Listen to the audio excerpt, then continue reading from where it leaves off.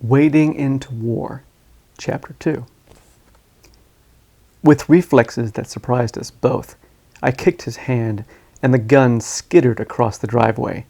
Grinning, I brandished the broom for another thrust. But the shooter scissor-kicked and knocked my legs out from under me. I landed on my backside. A small sliver of pain sheared through my body. My grip on the broom was lost. He stood and looked at me. There was a scrape across his left cheek, a strawberry-looking wound that was seeping blood. He smiled at me with only half his mouth. The other half remained a grim line. He reached down and pulled his fedora across his forehead, putting his dark eyes in shadow. He gave me a half-cocked smirk. I knew exactly what was coming, but the shock of the fall on my ass had stymied me. The punch didn't come, however. Instead, the shooter just turned, picked up his gun, and ran. He vaulted over the fence with the grace of Jesse Owens. Sure enough, he plunged into the sedan and fired up the engine. He didn't peel out, but he didn't drive slow either. In the distance, I heard the sirens. I didn't have much time. I got my legs under me, weak as they were, and staggered to the back steps. I dragged myself up to the stairs and burst into the house. I cursed the shooter for having been here first. I wouldn't have a chance to search the house before the cops came and locked me out. The interior of the house was tossed. The kitchen was mostly spared, but not the breakfast room or the living room. Papers were strewn everywhere. Drawers were out of the cabinets, and cushions were piled haphazardly across the floor. With the adrenaline rapidly evaporating, my legs nearly gave out on me. I reached out to steady myself on one of the kitchen counters. My hands struck a small wooden box.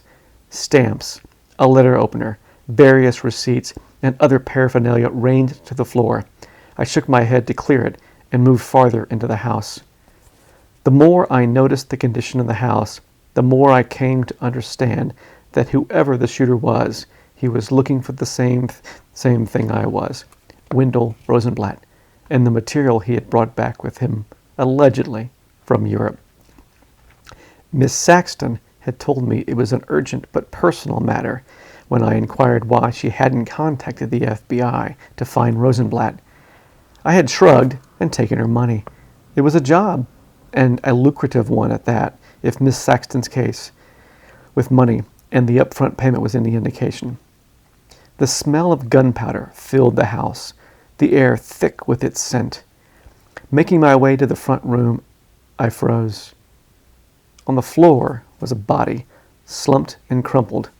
The blood was oozing into a growing puddle, the red staining one of the divan cushions. I stepped over the body and knelt down. I put my fingers on the neck to check for a pulse. Nothing. Turning the head, I got a good look. Sure enough, the face matched the photograph Miss Saxton had given me. It was Wendell Rosenblatt. "Freeze, mister!" I moved nary a muscle. I cursed myself for forgetting the police, but the sight of a dead body did something to me. I raised my hands but stayed crouched over the body, despite the ache in my legs and backside. Angling my head, I saw a uniformed cop who had entered the room through the back door. His gun was trained on my back, his hands steady. His gun was trained.